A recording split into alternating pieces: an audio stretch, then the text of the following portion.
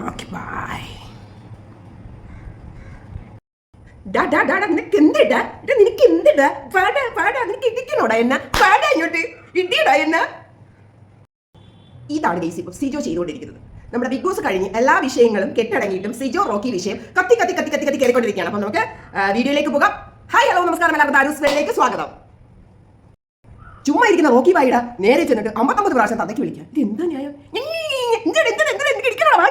ചുമ്മാതെ കയറി തന്തയ്ക്ക് വിളിക്കാൻ റോക്കി ബായിയുടെ പാവം റോക്കി ബായ്. എന്നിട്ട് റോക്കി ബായ് വന്ന് പറയുന്നുണ്ട് എന്റെ അച്ഛന്റെ പേര് ഷാഹുൽ ഹമീദ് എന്നാണ് എന്ന് പറഞ്ഞ് ആ ഒരു വിഷയത്തെ വളരെ നിസ്സാരവൽക്കരിക്കുന്നതായിട്ട് കണ്ടു റോക്കി ബായ്. നമുക്ക് ആ വിഷയത്തിലേക്ക് പോകാം.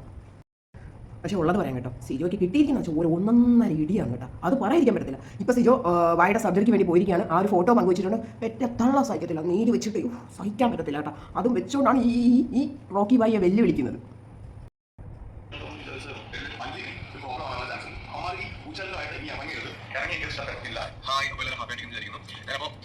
ഹോസ്പിറ്റലിൽ വന്നിട്ടുണ്ട്. സംവിധ എന്ന് പറയുന്ന ഹോസ്പിറ്റലാണ്. അപ്പോൾ രാവിലെ ഏതാണ്ട്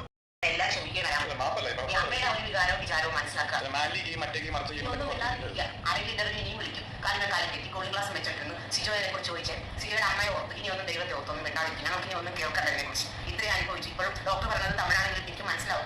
ഞാൻ ചിരിയൊക്കെ അപ്പോൾ അതുകൊണ്ട് ഒരു അമ്മയെന്ന് വരെ ഞാൻ രക്ഷപ്പെട്ടുന്നത് ആ കൂടായിട്ട് നിൽക്കുന്നത്. അപ്പോൾ കേൾക്കുമ്പോൾ 100% തീരുക എന്നുള്ളതാണ് ഡോക്ടർ പറഞ്ഞത്. അതൊരു മനസ്സിലാക്കാൻ പറ്റി വളർത്തിയ അമ്മയാണ്. ഒരുപാട് വിഷമം ഉണ്ടാവും. അപ്പോൾ ഇനി സംസാരിക്കാതിരിക്കുക. ഇന്റർവ്യൂ നമുക്ക് കാശുണ്ടാക്കാൻ വേണ്ടി പലരും ചോദിക്കും. ഇനി ഒന്നും കേൾക്കണ്ടല്ലോ. ആ അമ്മ പറഞ്ഞത് എത്ര സത്യമാണ്.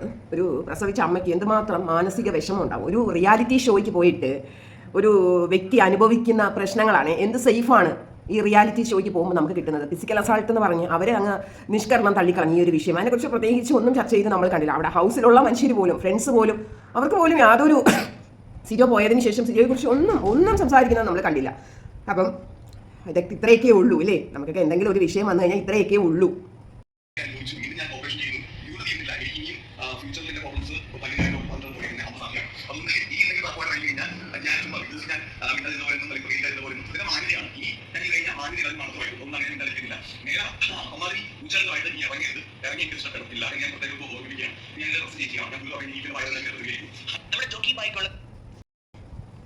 മനസ്സിലായല്ലോ? റോക്കി ബായ്ക്ക് എതിരെയുള്ള ഭീഷണി സ്വരമാണ്. ആരും പറഞ്ഞു? സത്യമോ? ആരും പറഞ്ഞു? അല്ല, പറയാണ്ടിരിക്കാൻ പറ്റത്തില്ല. റോക്കി ബായ് കഴിഞ്ഞ പ്രാവശ്യം ഇതേപോലെ കുറേ തെമ്മാടിത്തരം പറഞ്ഞു. അതെല്ലാവരും ഇവിടെ എടുത്ത് റിയാക്ട് ചെയ്താണ്. റോക്കി ബായ്ക്ക് ഒരു വിചാരമുണ്ട്, പുള്ളിക്കാരൻ എന്തര ഒരു സംഭവമാണ് എന്നൊക്കെയുള്ളൊരു വിചാരം. ഒരു ഹീറോ കളിപ്പ് ഒരു സംഭവം പുള്ളിക്കാരൻ ഉണ്ട്. പക്ഷെ പുള്ളിക്കാരൻ ഒന്നും അല്ല എന്നുള്ളത് നമുക്കറിയാം.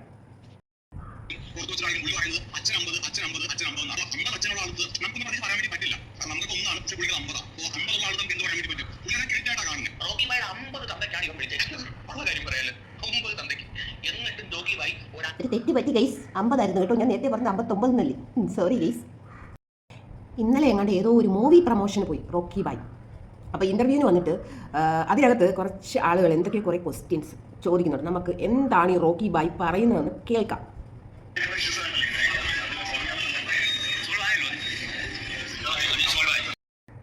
അപ്പോൾ 1-2 ക്വസ്റ്റ്യൻസ് ഒക്കെ റോക്കി ബായ് എടുത്ത് ചോദിക്കുമ്പോൾ റോക്കി ബായ് പറഞ്ഞു അതൊക്കെ ഞങ്ങൾ പറഞ്ഞു തീർത്ത കാര്യങ്ങളാണ്, അങ്ങനെ ഇങ്ങനെയാന്നൊക്കെ പറഞ്ഞ് തണുത്തു നിൽക്കുന്ന റോക്കി ബായെ വീണ്ടും ഓരോ ക്വസ്റ്റ്യൻസ് ചോദിച്ച് പ്രൊവോക്ക് ചെയ്തു ഇവന്മാർ റോക്കി ബായെ കൊണ്ട് പറയിപ്പിക്കുന്നുണ്ട്.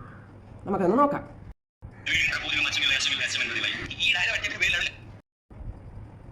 ഇല്ല, തീ ഇങ്ങനെ പിടിക്കുമ്പോൾ അതിനെ ആളി കത്തിക്കാൻ വേണ്ടി മേളിക്കൂടെ നമ്മൾ എണ്ണ പെട്രോളൊക്കെ ഒഴിച്ചു കൊടുക്കില്ല. ആളി കത്താൻ വേണ്ടി ആ ഒരു പരിപാടി ഇവിടെ കാണിച്ചിരിക്കുക.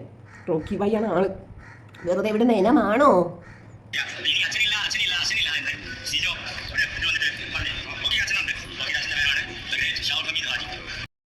സത്യം പറഞ്ഞാൽ ഇത് കണ്ടിട്ട് എനിക്ക് തോന്നുന്നു ഇവർ പരസ്പരം അങ്ങോട്ടും ഇങ്ങോട്ടും ചെളിവാരി അറിയാം. ഇവർക്ക് ഇതെങ്ങനെങ്കിലും ഈ വിഷയം ഇങ്ങനെ വലിച്ചു നീട്ടി കൊണ്ടുപോകണം. കണ്ടന്റ് കാര്യത്തിലും നോക്കുമ്പോൾ നല്ല വ്യൂവും കിട്ടുന്നുണ്ട്. അപ്പോൾ ഇങ്ങനെ അങ്ങ് പോയി കഴിഞ്ഞാൽ കുറച്ച് നാൾ ഇതിൻ്റെ വാല് പിടിച്ച് ഈ വള്ളി തൂങ്ങി ആടി കുറേ വ്യൂ ഒപ്പിക്കുക. ഇതാണ് ഈ രണ്ടുപേരും നടത്തുന്നതെന്നാണ് എനിക്ക് പേഴ്സണലി തോന്നുന്നത്.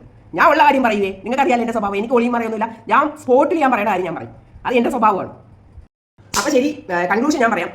റോക്കിക്കും സിജോയ്ക്കും ഈ വിഷയം തമിക്കണം എന്നല്ല, മറിച്ച് ഈ വിഷയം വീണ്ടും ഇവർക്ക് ഇങ്ങനെ കുത്തിപ്പൊക്കി കൊണ്ടുവരണം ഒരു ടെൻഡൻസിയാണ് കാണുന്നത്. എന്തായാലും നിങ്ങൾ വാ അടച്ച് മിണ്ടാതിരുന്ന രണ്ടുപേർക്കും കൊള്ളാം. ഓക്കെ, ഇത് പറഞ്ഞുകൊണ്ട് നിർത്തുന്നു. ഇത്രയും നേരം എന്നെ ശരിയോടെ കേട്ടുകൊണ്ടിരുന്ന എൻ്റെ പ്രിയ പ്രേക്ഷകരെ, thank you so much. Love you.